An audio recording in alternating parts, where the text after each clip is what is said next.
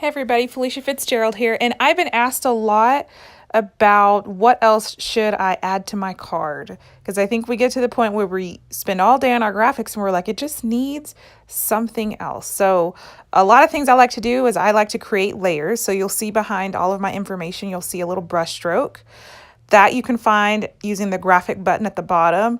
Not just the brush stroke, but maybe a paint splash or just a regular rectangle, which you can get from the shapes button down at the bottom. You can shape it, you can do whatever you want.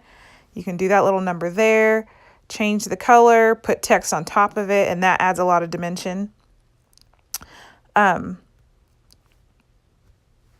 me erase that right quick. And again, that was from the shape button down at the bottom of the screen. So I like to do a lot of layers. And once I do layers, there's always just that little piece that's missing at the end. I'm like, what else can I do?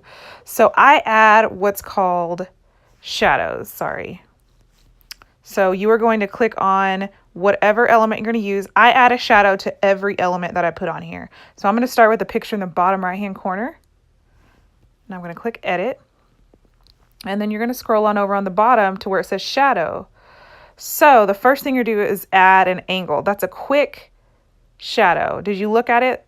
Stare at it, and I'll turn it off and you can see the difference. So ready? 3, 2, 1. Now it's off. 3, 2, 1. And now it's back on. So when you do that to every element in here, it gives it lots of depth and it doesn't look so flat and dreary and boring. And that's like the little piece that's missing, because you can see my business card is already filled up. I don't need to add any more elements to it. As far as covering the surface area, I usually cover my cards about 90 to 95% of the way. So almost full, but not quite. But once you get there, then you have to start making sure you add layers and adding shadow. And so let me do this paint stroke that's in the back. And you can really tell a huge difference when you add the shadow. You see how much that added?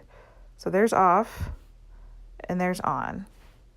Now let me show you what the whole thing looks like when everything has shadows. So you could see everything, the words, the pictures, and everything have a shadow now, and I use the angle. Every time you do that, let me show you a neat little trick. Let's click back on the picture.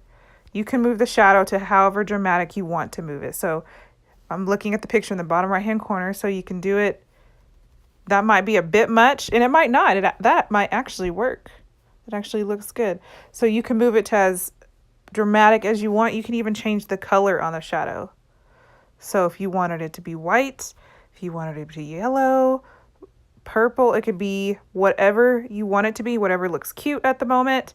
I like to keep it black so it can actually look like a shadow, but it's all your preference. And that little piece of knowledge really is what is the key to add that little salt and pepper on top of your marketing material. So I hope that helped.